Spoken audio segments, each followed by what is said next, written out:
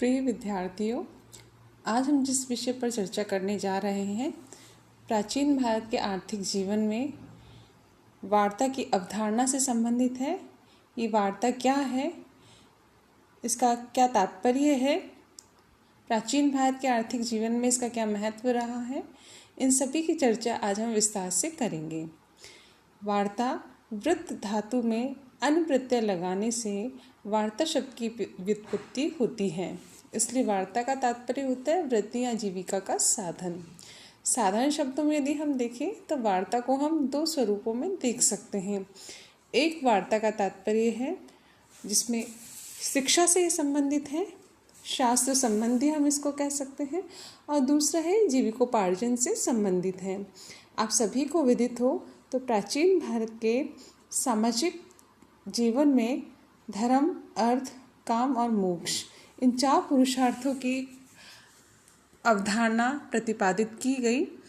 धर्म को सर्वाधिक महत्व हमारे शास्त्रकारों ने, हमारे ऋषि मुनियों ने दिया।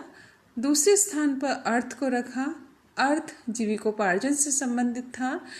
आर्थिक जीवन को संचालित करने के लिए इसका महत्व मुख्य रूप से माना गया है, परंतु हमारे प्राचीन ऋषि मुनियों ने, स्मृतिकारों ने, सूत्रकारों ने ये माना कि धर्म की अपेक्षा अर्थ का भी महत्वपूर्ण स्थान है, और मनु, कौटिल्य, इन विद्वानों ने अर्थ की महत्ता को देखते हुए इससे संबंधित विद्या प्राप्ति को भी महत्वपूर्ण माना। यह वार्ता से तात्पर्य अर्थ से संबंधित विद्या का ज्ञान प्राप्त करने से है। प्राचीन भारत में शिक्षा दो प्रकार की हम देख सकते हैं। एक प्राथमिक शिक्षा जिसमें बालक को पढ़ना, लिखना, जोड़ना सिखाया जाता था। दूसरा जिसे हम उच्च शिक्षा के रूप में देखते हैं, जिसमें विद्यार्थी को आन्वेक्षिकी, त्रयी, वार्ता और दंड नीति, इस तरह की चार प्रकार की शिक्षा दी जाती थी। शिक्षा का जो स्वरूप है वार्ता, इसमें हम देखते हैं कि जीविकोपार्जन से संबंधित, अर्थ प्राप्ति से संबंधित विद्याओं की शिक्षा दी जाती थी।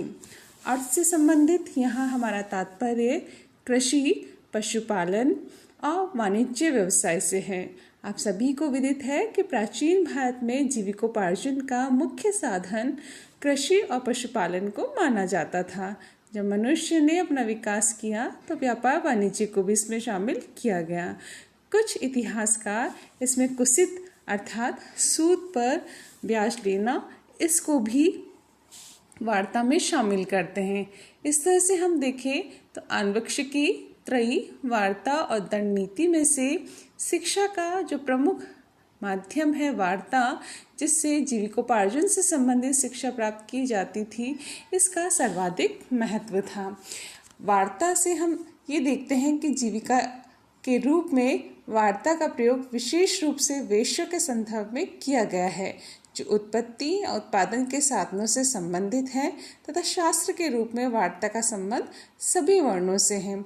हमारे प्राचीन भारतीय जो आर्थिक विचारक हैं, इनका ये कहना था कि वार्ता का ज्ञान केवल वैश्य ही प्राप्त नहीं करेंगे, अपितु आपद धर्म से संबंधित यह वार्ता है, जिसमें ब्राह्मण, क्षत्रिय और शूद्र को भी इसकी शिक्षा दी जाती थी, जिससे आपातकाल में वह अपने निर्धारित कर्तव्यों से भी अलग कार्य को करके अपनी जीविका का उपार्जन कर सके।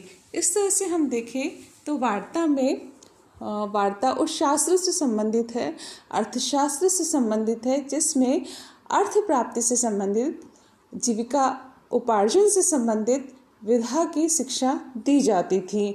वार्ता शास्त्र को हम धन से संबंधित विषयों का अध्ययन करने वाला शास्त्र कह सकते हैं।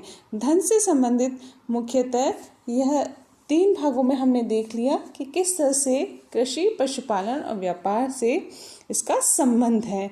आने वाले समय में हम देखते हैं कि इतिहासकारों ने अपना अपना मत देकर इस वार्ता को समझाने का प्रयत्न किया है।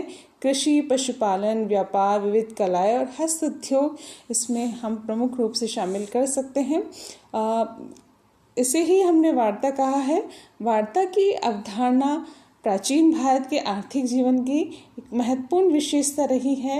गौतम, शालिहोत्र आदि जो ग्रंथ हमें प्राप्त होते हैं और अन्य ग्रंथों से जैसे अर्थशास्त्र से, मनुस्मृति से, इनसे हमें जो जानकारी मिलती है, वार्ता का प्राचीन भारत के जीवन में अत्यधिक महत्व देखा गया है। इसका दूसरा शब्द हम अर्थशास्त्र के रूप में ले सकते हैं।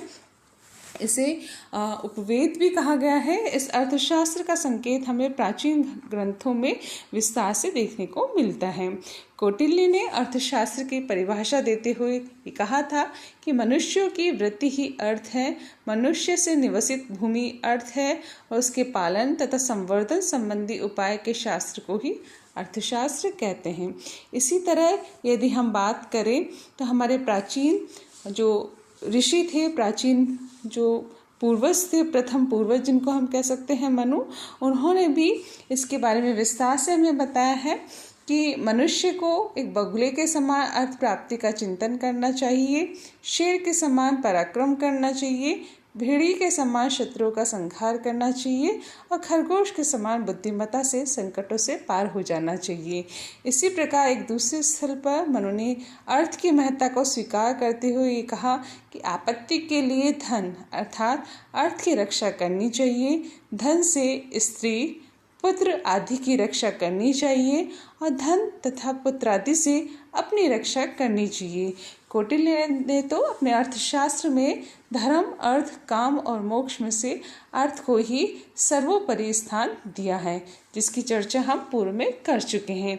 इसी तरह हम देखें तो कौटिल्य अर्थशास्त्र और मनु की मनुस्मृति के अतिरिक्त हमारे अन्य स्मृतिकारों ने, सूत्रकारों ने भी धर्म सूत्रों में भी इसकी विस्तार से चर्चा की है, जिसके आधार पर हम कह सकते हैं कि वार्ता का प्राचीन भारतीय आर्थिक जीवन में महत्वपूर्ण स्थान था। इसकी भौतिकवादी व्याख्या हमारे इतिहासकारों ने समय समय पर की है। हम अपने डी.डी. कौशाम्बी, आर.एस. शर्मा, रोमिला थापर आदि इतिहासकारों का नाम ले सकते हैं, जिन्होंने मनोवैज्ञानिक तथ्य के आधार पर इसका विश्लेषण किया है। तो इस तरह से हम देखते हैं कि वार्ता प्राचीन भारतीय आर्थिक जीवन की एक प्रमुख अवधारणा थी, जिसमें जीविकोपार्जन से संबंधित विधाओं का ज्ञान प्राप्त किया जाता था और जिसके आधार पर मनुष्य धन की प्राप्ति करता था, इसका संचय करता था और अपने सुखों में अभिवृद्धि करता था। सीमित साधनों से किस तरह से जीविकोपार्जन किया जा सकता है, ये सारा ज्ञान हमें वार्ता के माध्यम से मिलता था।